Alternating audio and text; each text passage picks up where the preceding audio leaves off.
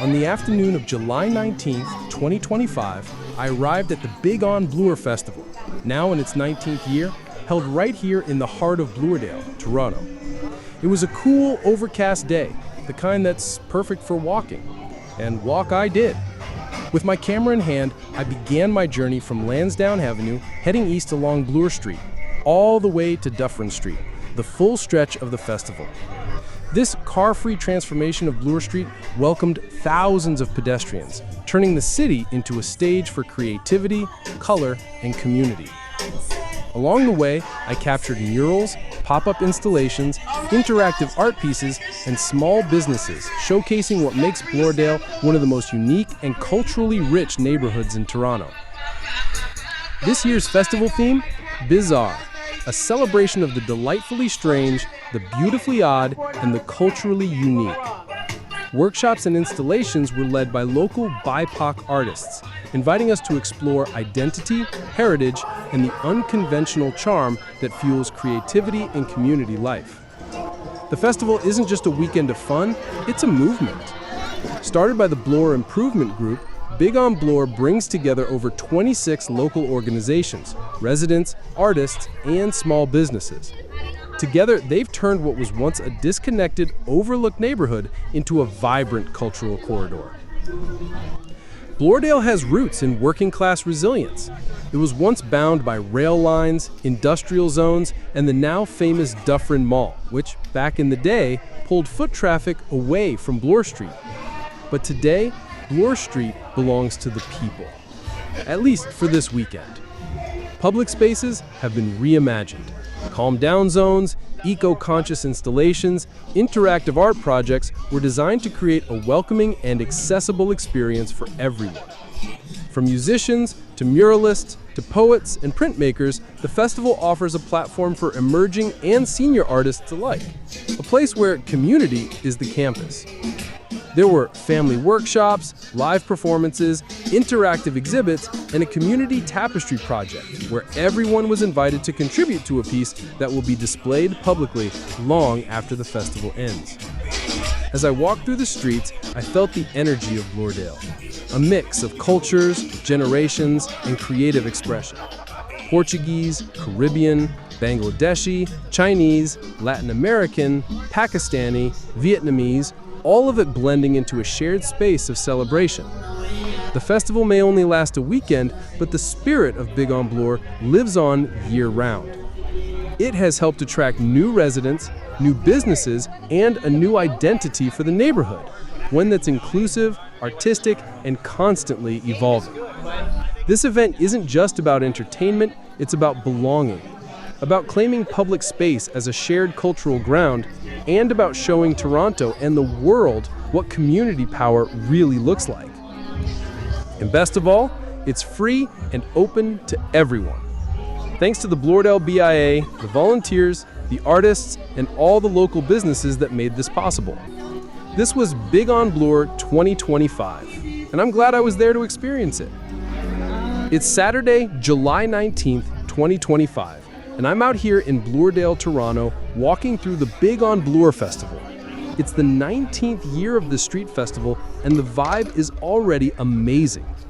It's a cool, overcast afternoon, perfect weather for a walk.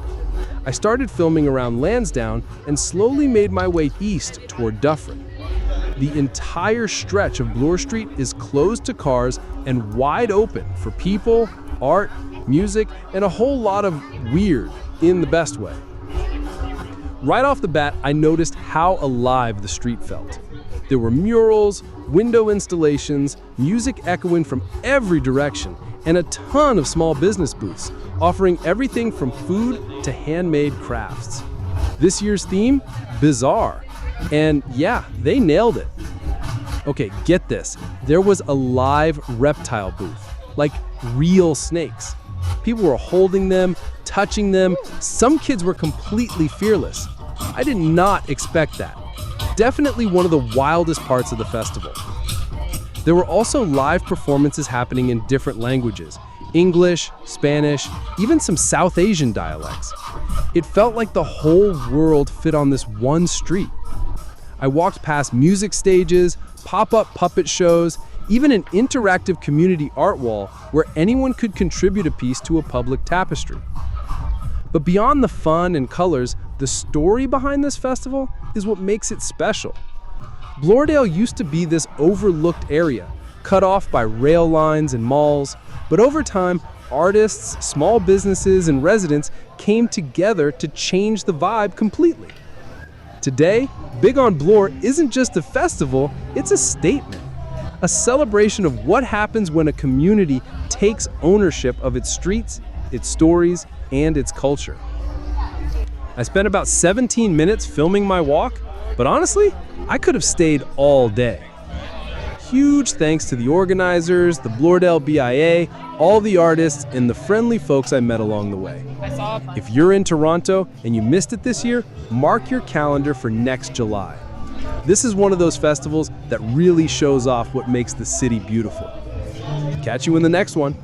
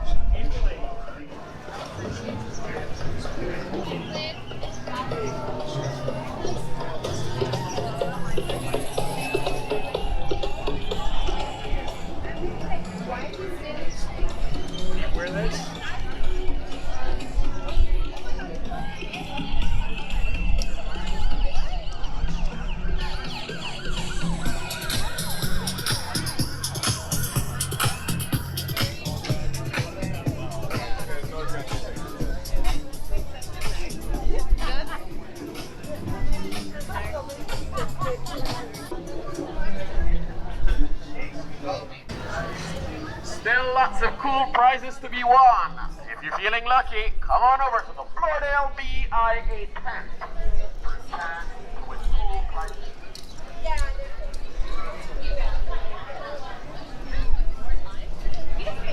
You should not be beating me. I was legit like getting like. I smells good though.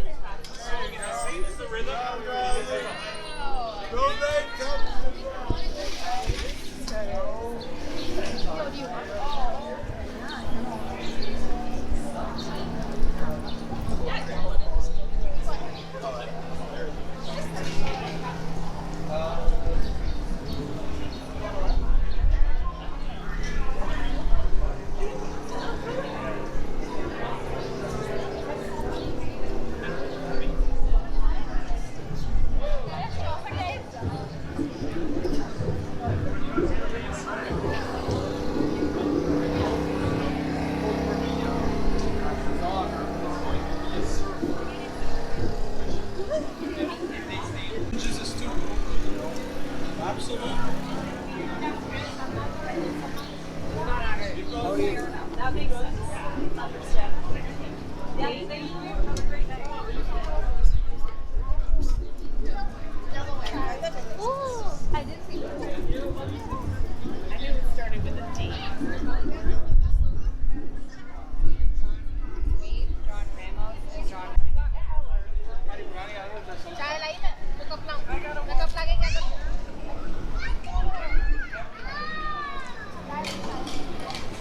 Have a water gun. That's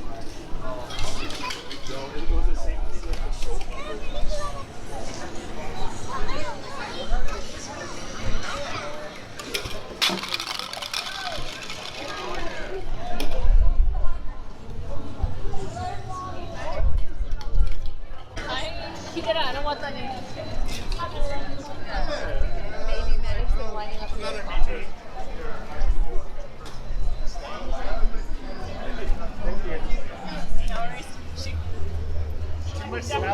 yeah.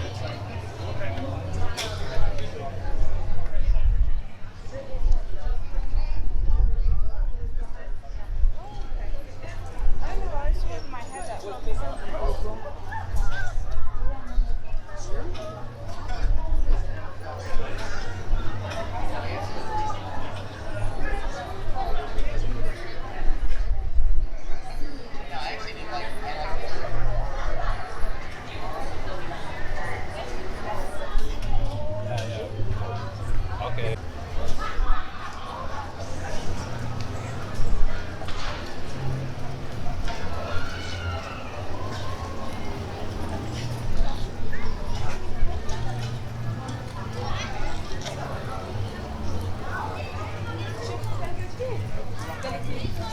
Pocket is a vendor. They have really good stuff. Wanna go see? No, it's sweet. Oh.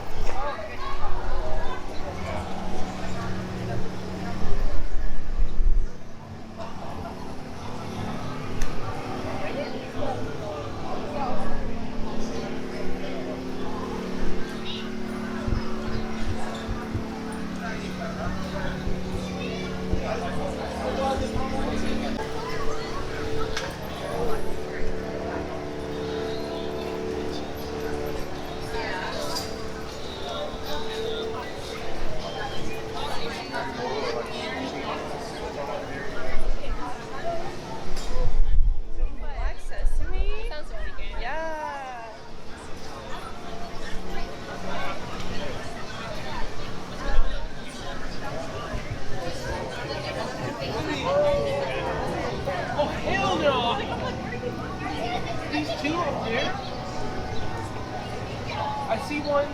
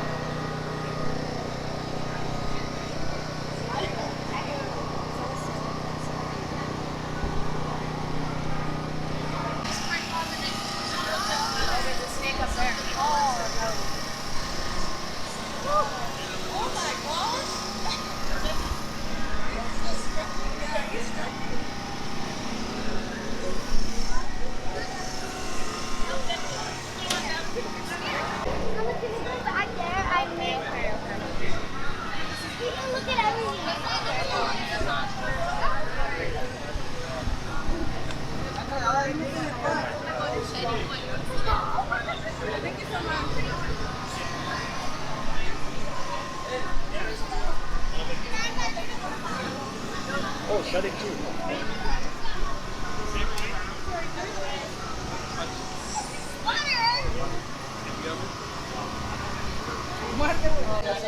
Oh, wow. Yeah. There's side. Oh, cool.